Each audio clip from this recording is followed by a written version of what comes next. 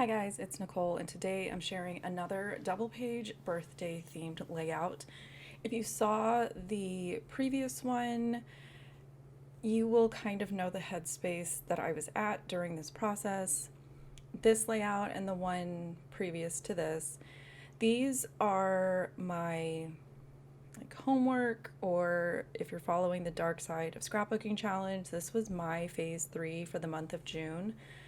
And phase 3 is the create phase, and the whole kind of concept of the challenge that Lisa over at Life and Layouts and I are kind of running through, not only for ourselves, but for anybody that wants to participate, is to basically find these holes in our albums, layouts that we've skipped, things that kind of just need that dedicated time that's not really fun, but needs to happen, is sort of the bare bones of the challenge. I'll post a link up in the eye at the top of the video to the whole explanation of that. But when I was going through my phase 1 of the dark side for June, I noticed that the month that I had picked, which was January of 2020, I had some layouts done, but I had skipped over my daughter's birthday. I don't know what it is. I don't love working on birthday layouts. I'm not really sure what the rationale is behind it. They're just not my favorite. I tend to kind of put them off. I think I just know that there's going to be a ton of photos. It's going to be a ton of work. And in this instance, it ended up being 2 double page layouts. And the way that I chose to split them was to sort of have one double page layout that sort of depicted her party, which is the one that's already up.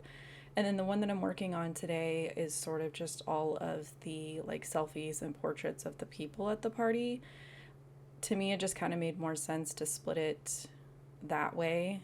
And again, this goes back to personal preference. This goes back to you do you.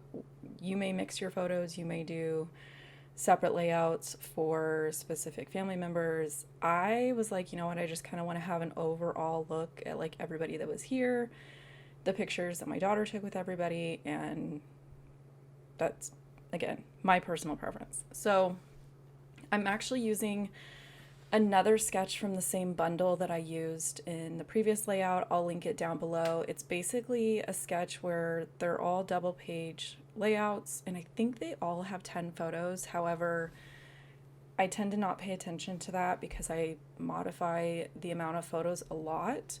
So in this instance, I'm able to squeeze in a lot more photos by using collage templates. So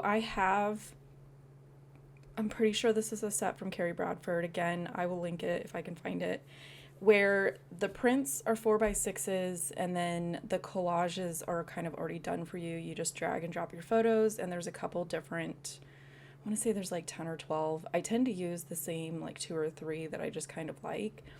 However, I didn't realize that this one that I've got here on the left with the 3 horizontal stacked photos, it leaves a much wider margin on your print, and I trimmed that off to make it an even margin around the whole print. Here you can see it on the ones on the left and the right.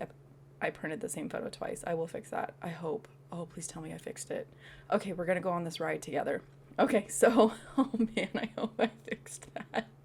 I don't have the layout in front of me. Oh no.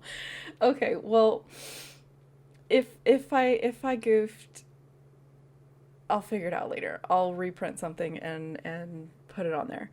So what I was trying to say is, because I'm cutting off those margins, it's not going to be 3-4 inch wide pieces of photo paper giving me that 12-inch border. Oh no.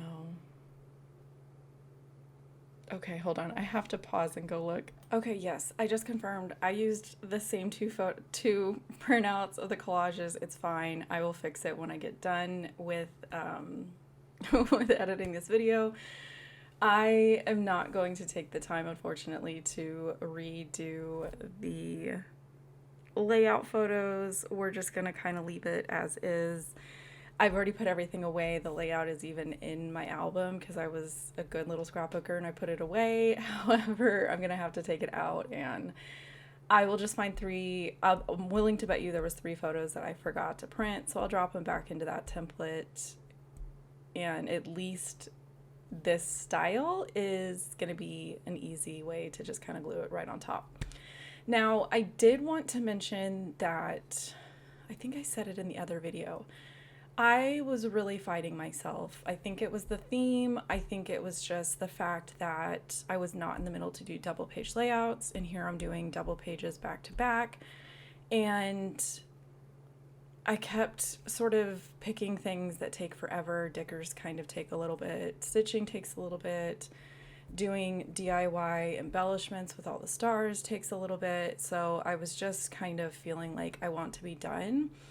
And that's probably why I didn't even notice that I had messed up printing my photos and why I was sort of struggling so much.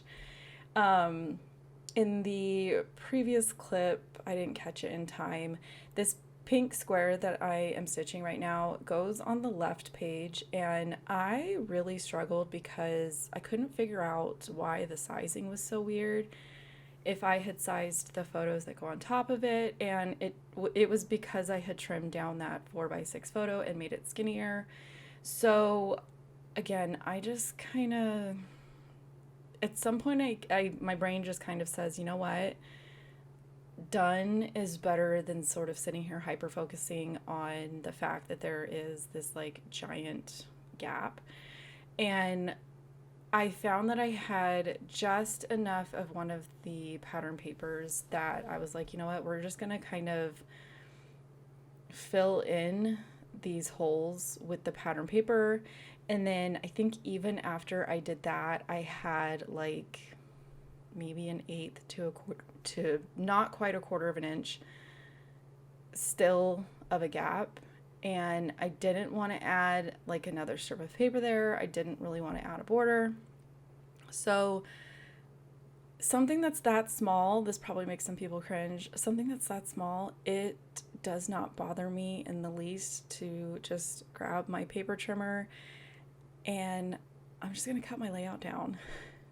I think it was the fact that both sides kind of had this same just little gap right here, and I'm like, you know what, I'm gonna cut it. It's gonna kind of serve two purposes. It's gonna take away that gap, and then it's gonna sort of ensure that everything on the outer edge lines up. I saved you guys watching me cut out all of these dickers. A fun fact, this is the layout that I was working on if you are in my Facebook group, where I asked the hypothetical question of, has anybody ever lost a die inside their Big Shot? Because I lost the letter T while I was cutting this, and for the life of me, I could not find it. I ended up like in the middle of all of this, cleaning my desk, digging through the trash can. I was all over it, and I kept thinking, I remembered it sliding towards the middle of my Big Shot, and I remember thinking like, there's no way that a die can fit in there. So, I watched a couple videos on how to take apart your Big Shot, and I was like, absolutely not. That looks like something I don't want to do. And so I ended up picking it up and just like aggressively shaking it upside down, and the die popped right out. And after I did that, I went back and checked the responses to my question in my group, and that was sort of the repeating comment that I kept seeing was, yep, turn it upside down, aggressively shake it, and who knew that a die could get stuck in there?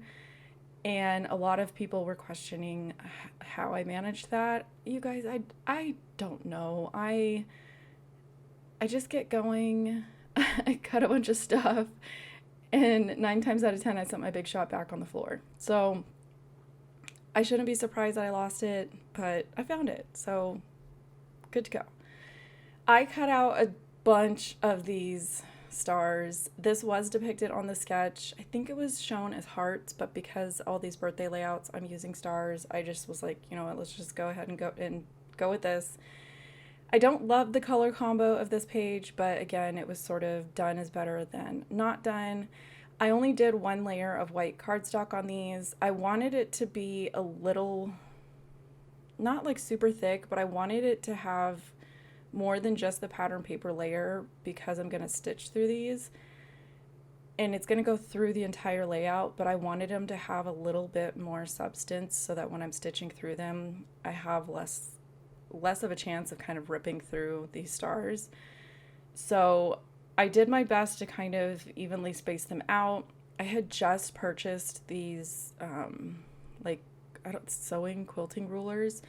I had recently gone back and watched Allison Davis, one of her sketch support ones, and she always uses these, and I was like, you know what, I'm gonna order it and I'm gonna try it. I found a 3-pack on Amazon.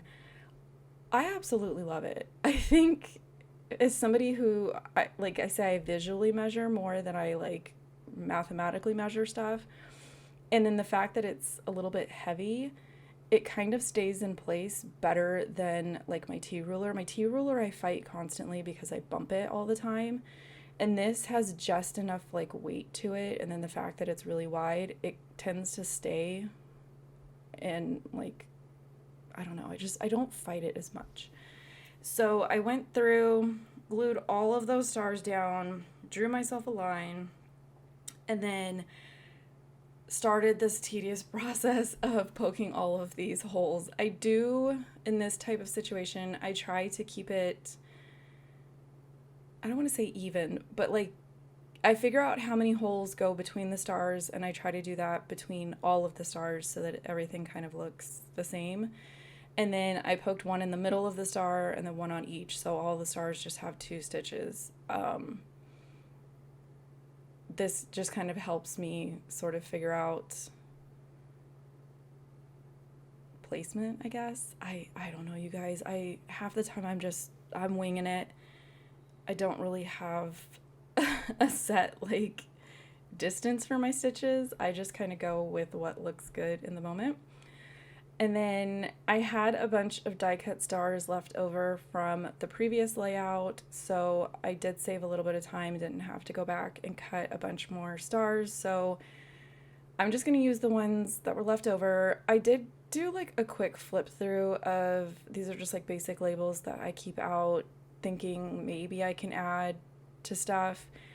This is the point in the process where I am just mentally over it, but at the same time I don't want to say I'm forcing myself, but I don't know a better word to say. I want to make sure that I finish this. I don't want to leave it half done, because I know that in the end that's going to make more work for me. And that's kind of the point of the Darkside challenge, is to sort of do these things that we don't want to do. I don't think I would ever want to sort of sit in a birthday party that's going to have a bunch of layouts and a bunch of photos. I would probably take it like one, do one this month, wait 6 months and do another one.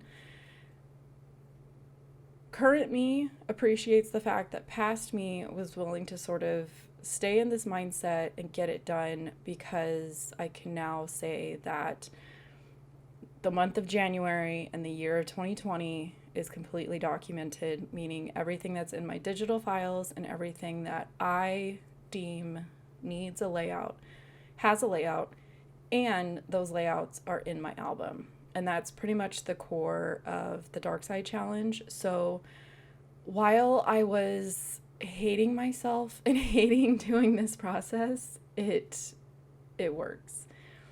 I got it done. Current me is happy that it's done, and I can restart the process again, and over time it will feel more like a habit that I've developed the muscle memory for, if that makes sense. Did some quick journaling on a label, and I don't think I dated this one. A lot of times if I have 2 layouts that span like one event, I will just date the first one, because I know the one coming right behind it is the same date, and I don't feel like it's necessary. So the only other thing I did to finish it off was to add a bunch of my favorite little tiny stacked stars. The specific die I used is retired and sold out, so I will link to one that is very similar that I also use a lot. So with that, I thank you guys for hanging out with me today, and I will catch you next time.